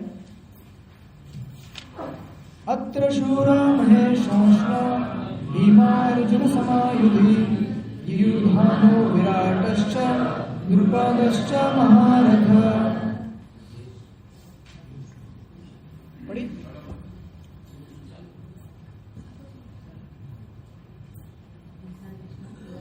इस सेना में भीम तथा अर्जुन के समान युद्ध करने वाले अनेक वीर धनुर्धर हैं। यहाँ महारथी युयुधान, विराट तथा द्रुपद। अच्छा, पिछले वाले तात्पर्य में देखिए, एक पॉइंट बताना भूल गया मैं। ये सब दुर्योधन क्यों कर रहे हैं? इसके द्वारा यह द्रोणाचार्य को यह भी बताना चाह रहा था कि कहीं वह अपने प्रिय शिष्य पांडवों के प्रति युद्ध में उदारता ना दिखा बैठे। विशेष रूप से अर्जुन उसका अत्यंत प्रिय और तेजस्वी शिष्य था। दुर्योधन ने यह भी चेतावनी दी कि युद्ध में इस प्रकार की उदारता से हार हो सकती है। देखिए कितना बचाने का कोशिश कर रहा है लेकिन अंत में जीत नहीं पाएगा। अब इस श्लोक में एक शब्द यूज किया गया है। अब ये सारे जो सैनिक है उनका वर्णन दिया गया है। इसमें कौन कौन है? युयुधानो, विराट और द्रुपद। और इसमें एक शब्द यूज किया गया महारथ करके, महारथ। इसका एक कैटेगराइजेशन है, कमेंट्री में देते हैं। मतलब पहले के टाइम में ये सब शब्द आपने सुने होंगे, महारथी, अतिरथी, रथी, अर्धरथी सुने। महारथी मतलब जो एक साथ 1000 से 10,000 दूसरे सैनिकों के साथ लड़ाई कर सकता है, रथों के साथ। और अतिरथी मतलब पहले वाला 10,000, एक साथ 10,000, उसको महारथी बोलते हैं। मतलब एक रथ एक साथ 10,000 ऐसे दूसरे योद्धाओं के साथ लड़ाई कर सकता है। कितने? 10,000, इसीलिए उसको बोलते हैं महारथी। और अतिरथी का अर्थ है, ये जस्ट आपको क्वेश्चन नहीं आएगा ये कि कितना किसके साथ लड़ाई करता है, ये आपको एक बताने के लिए पॉइंट उसमें दिया गया इसलिए। अतिरथी मतलब 100 से 10,000, और रथी मतलब 1, और अर्धरथी मतलब आधा, मतलब 1 to 1 जो कॉम्बैट होता है। महारथी मतलब 1 into 10,000, एक आदमी 10,000 का लड़ाई कर सकते हैं, महारथी। फिर अतिरथी, रथी और अर्धरथी, और जो कोई रथी नहीं है वो 0 तो किसी के साथ लड़ाई नहीं कर सकता है, जो कि आज का मनुष्य है।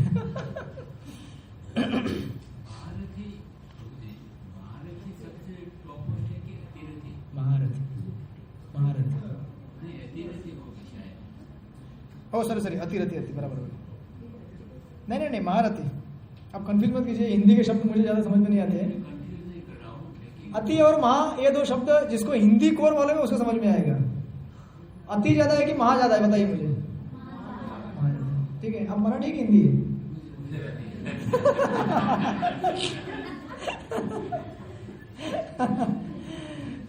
तो कभी कभी अपनी अपनी भाषा में हर एक शब्द का अपना अपना अर्थ रहता है।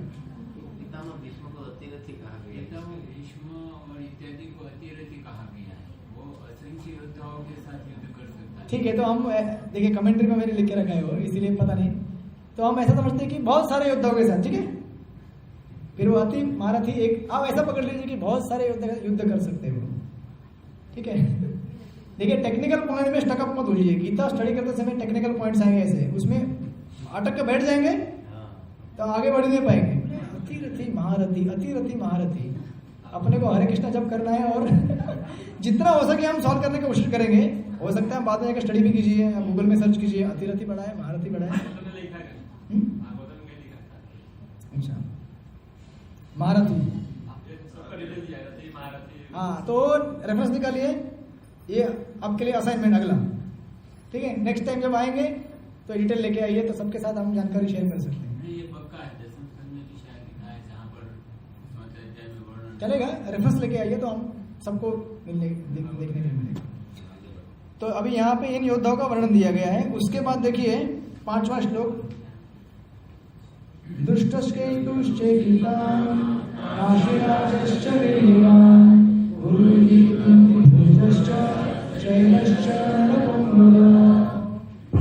इनके साथ ही धृष्टकेतु, चेकितान, काशीराज, भूरुति, तथा शल्य जैसे महान शक्तिशाली योद्धा भी थे।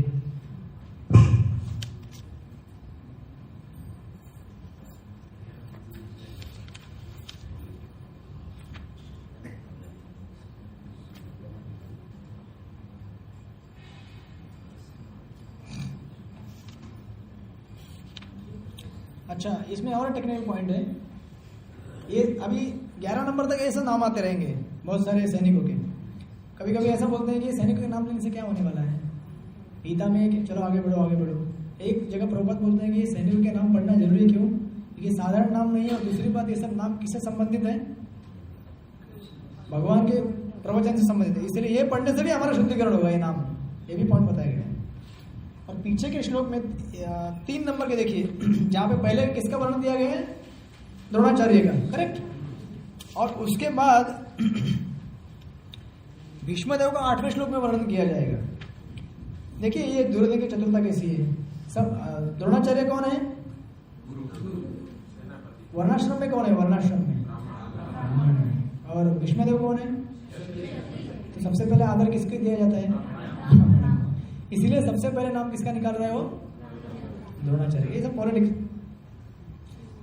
पहले ब्राह्मण को अगर क्षत्रिय का नाम लूंगा पहले तो क्या होगा?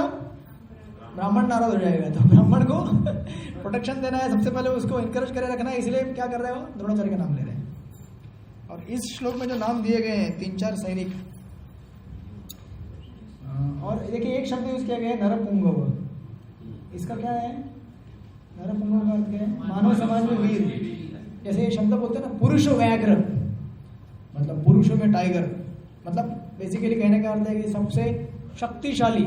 ये उसका एक पोएटिक वे डिस्क्राइब करने का, नरपुंगव। ये सब क्या है, वीर हमारे पास मौजूद है। आगे देखिए क्या होता है, युधामन्युश्च विक्रांतमौलश्च वीर्यवान।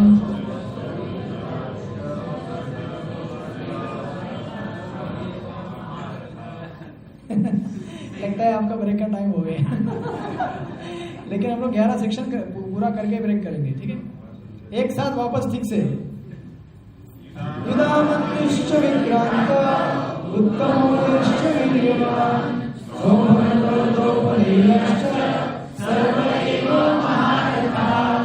थोड़ा एकदम सुर में गाइए, प्रेम मतलब भाव को उत्पन्न कीजिए। पढ़िए अनुवाद।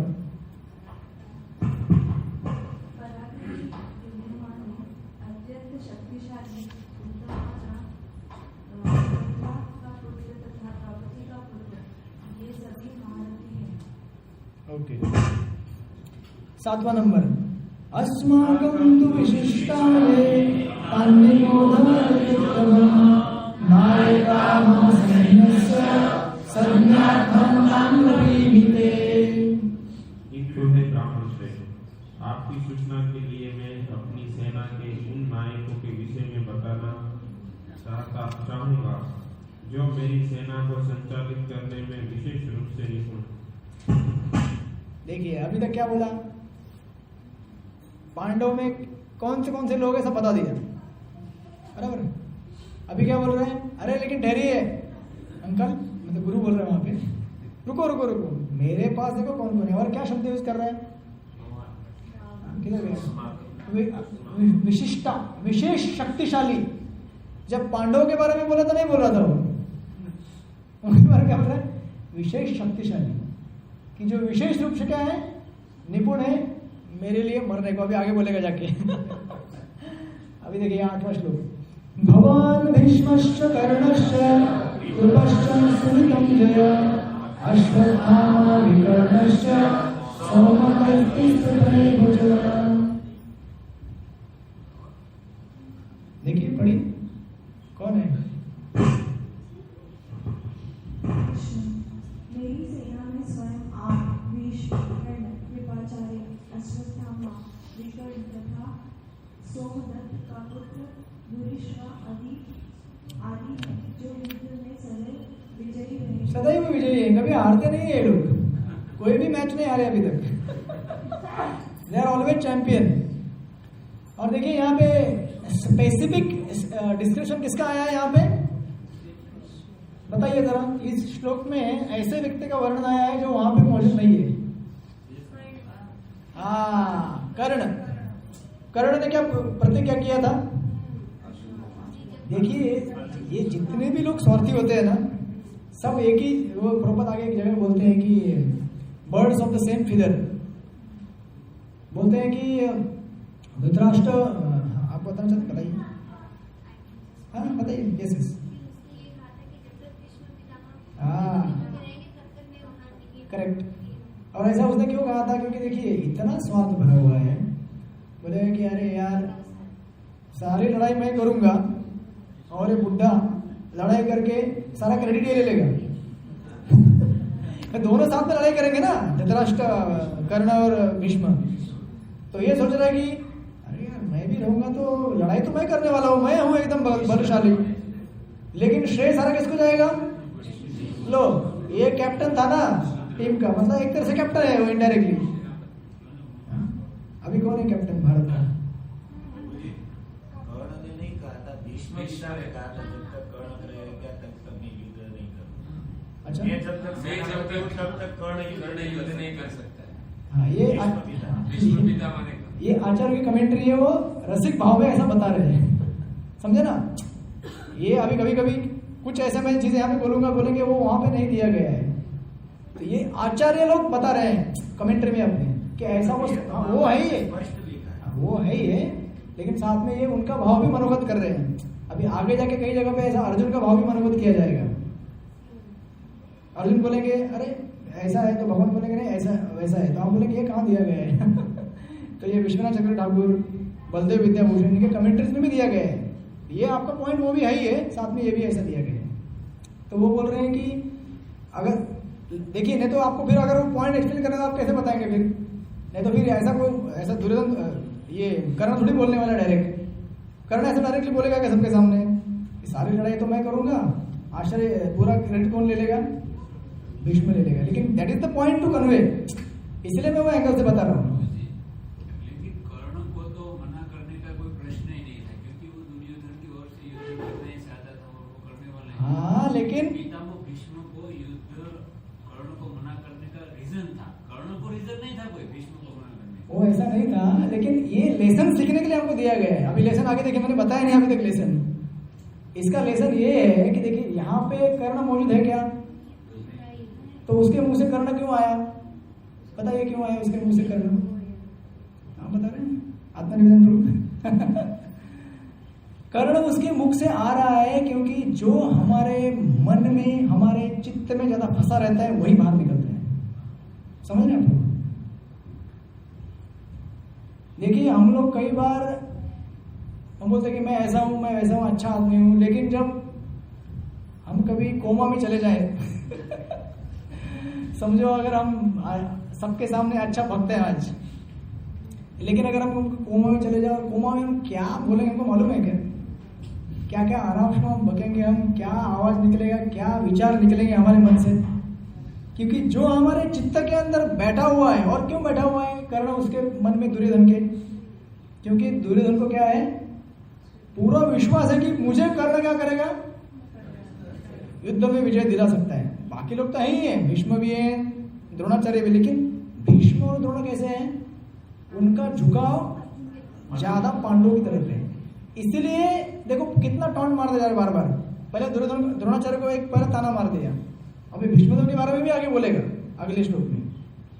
तो इसलिए ये यहाँ पे प्रस्तुत करता है कि हमारे मन के अंदर क्या है वो समय आने पे बाहर निकल जाता है। वही चीज यहाँ पे दुर्योधन के मन से निकल रही है कि कर्ण है नहीं मौजूद वहां पे, फिर भी कर्ण के बारे में मेंशन करने का अभी तो पॉइंट नहीं था वहां पे, एक तरह से देखा जाए तो टेक्निकली, क्योंकि जितने लोग सामने सामने खड़े हैं उनका वर्णन बता जा रहा है। ठीक है, ये लोग हैं, ये लोग हैं, ये लोग हैं, लेकिन अचानक क्या बोलता है, कर्ण भी है। और साथ में इस श्लोक में देखिए 2-3 लोग भी ऐसे दिए गए हैं, जैसे कृपा है, कुछ विशिष्ट चीज दी उनके बारे में। कृपाचार्य वैसे इतने पावरफुल नहीं है कृपा, लेकिन उनको क्या है, अमरता का वरदान प्राप्त है, इसीलिए उनका एक विशेष रूप से नाम ले रहे कृपा का। और विकर्ण जो है, विकर्ण कौन है, उनका भाई है।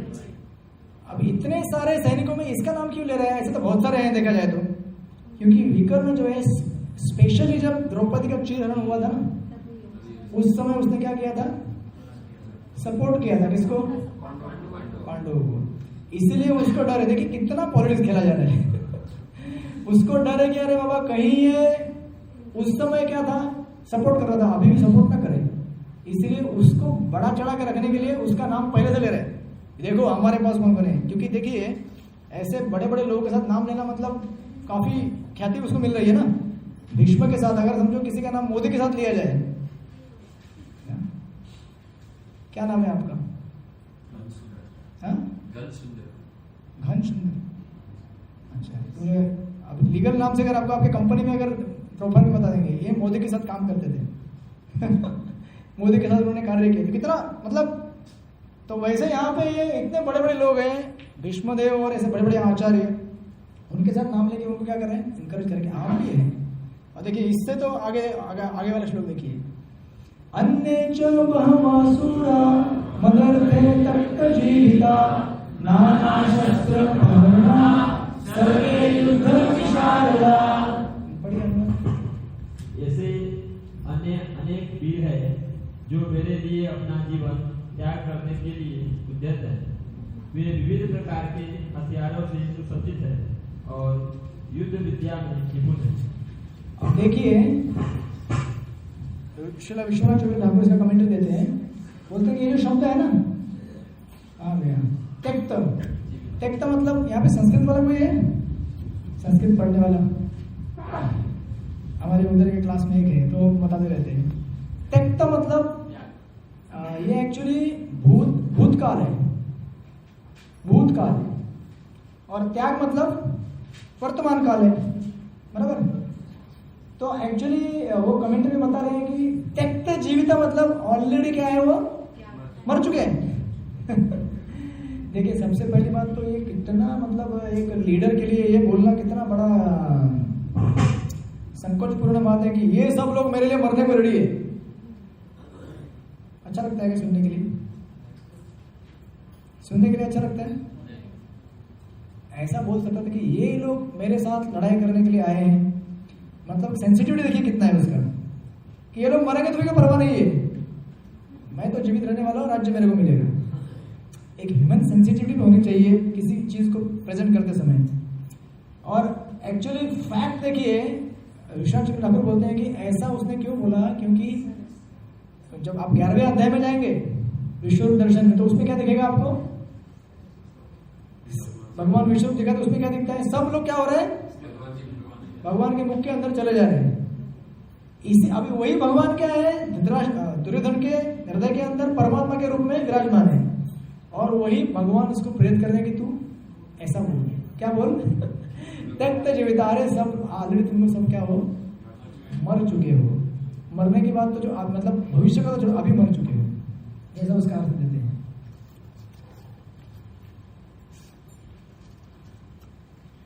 तो मतलब देखिए इतना मतलब इतने सारे इंडिकेशन आएंगे इस चैप्टर में कि मालूम पड़ेगा कि युद्ध कभी नहीं जीत सकते हो, फिर भी अंत तक वो लोग मानेंगे नहीं। मतलब ये एक इंडिकेशन है, ऐसे बहुत सारे इंडिकेशन आगे आएंगे। अभी देखिए 9वां श्लोक। अन्य च बहवाशूरा मदर्थे तक्त, सॉरी ये हो गया 10वां श्लोक। आप सब लोग सारे बैटरी डाउन हो गया लगता है। 10वां श्लोक। अपर्याप्तम तदस्माकं बलं भीष्माभिरक्षितम् पर्याप्तम बलं भीमाभिरक्षितम्। पढ़िए। हमारी शक्ति अपरिमेय है और हम सब पितामह द्वारा भलीभांति संरक्षित है, जबकि पांडवों की शक्ति भीम द्वारा भलीभांति संरक्षित होकर भी सीमित है। अच्छा, इसमें बहुत बड़ा एक तत्व बताया गया है।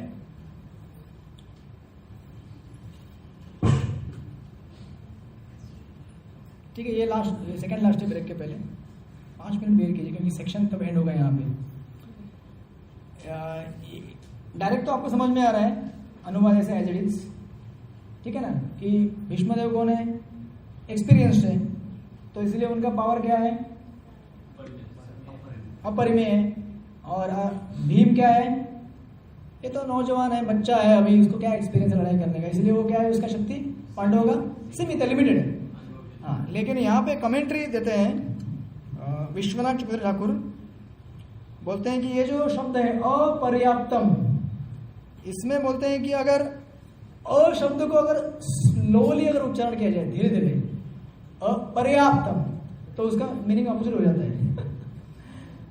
देखिए आचार्यों का कमेंट्री कभी कभी मैं रसिक कमेंट्री इसलिए देता हूँ बीच बीच में आपको, ताकि किसको जिसको समझ में आए उतना आए। लेकिन जब आप इसको धीरे यूज करेंगे ना, जैसे वृत्रासुर और उसको है ना अष्टम कौन से स्कंद में है, छठे स्कंद में वृत्रासुर त्वष्टा जो यज्ञ करते हैं इंद्र को मारने के लिए, लेकिन जब यज्ञ करते समय शब्द का उच्चारण धीरे करते हैं तो इंद्र शत्रु के बजाय क्या होता है? इंद्र का शत्रु। कथा सुनी आपने, गौर कृष्ण महाराज बताते हैं। तो अलग अलग शब्दों का धीरे या स्लो बोलने से मीनिंग चेंज होता है। तो एग्जैक्टली यहाँ पे बता रहे हैं कि अगर धीरे से बोलेंगे तो क्या होता है? उल्टा मीनिंग हो जाता है कि भीम की शक्ति क्या है? अपरिमेय, अपर्याप्त मतलब अनलिमिटेड है, और पांडवों की और कौरवों की शक्ति क्या है? लिमिटेड है। और एक्चुअली ऐसा क्यों है?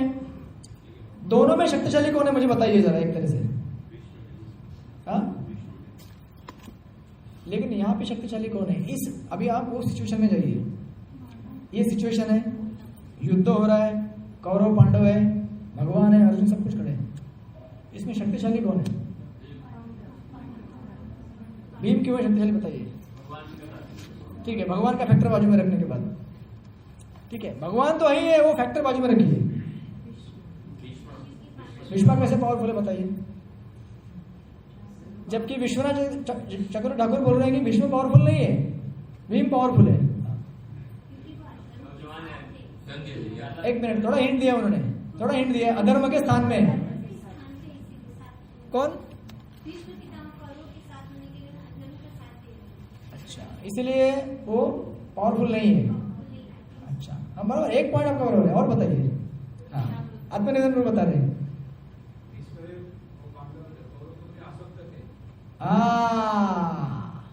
इससे क्या हो रहा है? आसक्ति से क्या हो रहा है? आगे बताइए।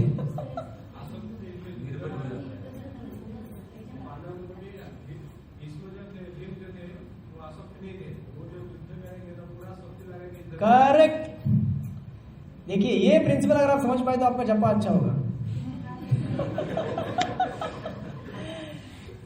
एक सेमिनार बहुत मैंने गौरव किया था, power of being now, power of being present. अभी आप मौजूद रहिए, अभी प्रेजेंट में रहिए। अब यहाँ पे बैठे हैं ना अभी गीता पढ़ने के लिए, ये मत सोचिए कि 12:30 बजे क्या प्रसाद मिलेगा आज एकादशी का, कितना मिलेगा, अभी ब्रेक मिलेगा कि नहीं मिलेगा, या पिछले संडे क्या यार मैं आ नहीं पाया, बारिश हुई, ये हुआ, मेरा सब मिस हो गया, अभी क्या करूं, कैसे करूं, या हफ्ते भर में क्या क्या हुआ। पीछे के बारे में मत सोचिए, आगे के बारे में मत सोचिए, अभी जहां मौजूद है उसके बारे में ध्यान दीजिए, तभी आपका कल्याण होगा, मेरा कल्याण होगा। भीष्मदेव का मन अभी युद्ध में नहीं है। सबसे पावरफुल चीज देखिए, भीष्मदेव का मन युद्ध में नहीं है। क्यों? क्योंकि उनका मन किधर है? पांडवों की तरफ है। उनको ही मारना है तो कैसे मन लगेगा युद्ध में? भगवान से प्रेम करते हैं, भगवान के साथ लड़ाई करेंगे क्या? हालांकि करेंगे, बाद में वो लीला होगा। और इस तरफ क्या हो रहा है? भीम को लड़ाई करनी है, तो इसलिए उसका मन उत्साहित है, पूरा युद्ध में लगा हुआ है। जिसका मन स्ट्रांग रहेगा, जिसका मन लगा रहेगा, वो विजयी होगा। जिसका मन नहीं लगा रहेगा वो विजय कैसे हो सकता है? हो सकता है क्या? एग्जाम में अगर आपका मन लगेगा तो एग्जाम लिख पाएंगे ठीक से, हफ्ते भर के लिए प्रयास करेंगे, स्टडी करेंगे तो एंड में एग्जाम लिखेंगे। अगर इंटरेस्ट नहीं है, किसी ने जबरदस्ती बिठा दिया आपको भक्ति शास्त्री क्लास में, आओ बैठो इधर, तुमको कोर्स करना है, सर्टिफिकेट लेना है, तुम प्रचारक हो, तुम्हारे नाम पे स्टैंप लगना चाहिए, हमारा ये प्रचारक भक्ति शास्त्री है, तो क्या होगा उससे? हमारा मन लगेगा? जबरदस्ती हम कोर्स करेंगे, 2-4 गाली देंगे, बाद में चले जाएंगे। मेरा समय गया, ये हुआ, अल्लाह गुल्ला होगा। इसीलिए यहाँ पे पावरफुल पॉइंट बताया जा रहा है कि मन लगना चाहिए। यहाँ पे भीम पावरफुल है क्योंकि उसका मन लगा हुआ युद्ध में, और भीष्मदेव का मन नहीं, इसीलिए वो कमजोर बन। ये देखिए, इसीलिए हमको आचार्य का कमेंट्री बहुत जरूरी होता है। ऐसे पढ़ के हमको समझ में नहीं आ रहा है क्या हो रहा है यहाँ पे, और प्रभुपाद ने कुछ पॉइंट्स नहीं दिए, क्योंकि ये सब देखे तो बुक इतना बड़ा हो जाएगा। इसलिए प्रभुपाद ने कई बार कहा है कि पूर्व आचार्य की कमेंट्री पढ़ो, उनसे पॉइंट लो, जहां संभव है वहां पर उन्होंने दिया है, लेकिन साथ साथ बोलते कि पूर्व आचार्य कमेंट्री पढ़ो, उससे मालूम पड़ेगा आपको डिटेल में गीता और क्या है। ठीक है, अब उसके बाद ये 11वां श्लोक, अयनेषु सर्वेषु यथा भागम अवस्थिता भीष्मादेवादिगच्छन्तु भवन्तः सर्व एव हि। पढ़िए। सैन्य व्यूह में अपने अपने मोर्चों पर खड़े रहकर आप सभी भीष्म पितामह को पूरी सहायता दें। अभी देखिए कितना चैप्टर है, वो मराठी में चैप्टर बोलते हैं, चालाक है। सबका वर्णन हो गया, अभी बचे कौन? आम सैनिक। उनका भी मनोबल जीतने के लिए क्या कर रहे हैं? बोले भीष्मदेव तो अभी बूढ़े हो गए हैं, वो है बड़े योद्धा लेकिन अभी बुजुर्ग है। अभी आप सबको क्या करना है? अलग अलग दिशा में खड़े रह गए, उनको प्रोटेक्शन देना है। ऐसा ना हो जाए कि कहीं पे वो एक तरह लड़ाई कर रहे हैं, दूसरी जगह से किसी ने आके अटैक कर दिया और खत्म। तो इसलिए आप सब लोग बहुत इंपॉर्टेंट है, आप नहीं रहेंगे तो फिर भीष्म लड़ाई जीत ही नहीं सकता। इसलिए आप लोग क्या कीजिए? उनको घेर के साइड से प्रोटेक्शन दीजिए। इस तरह से इन 11 श्लोकों में देखिए वर्णन आया है, पहले तो पांडवों का और बाद में सैनिक रचना का, उनके सैनिक, बाद में वर्णन आया है कौरव का, और कौरव में ये सब जब वर्णन कर रहा है तो साफ साफ दिख रहा है कि उनकी जीत होने वाली नहीं है, और इस जीत के और अधिक लक्षण आगे दिखाए जाएंगे जो हम ब्रेक के बाद देखते हैं। ठीक है, 10 मिनट का ब्रेक लीजिए और फिर रिज्यूम करते हैं गीता। हरे कृष्ण।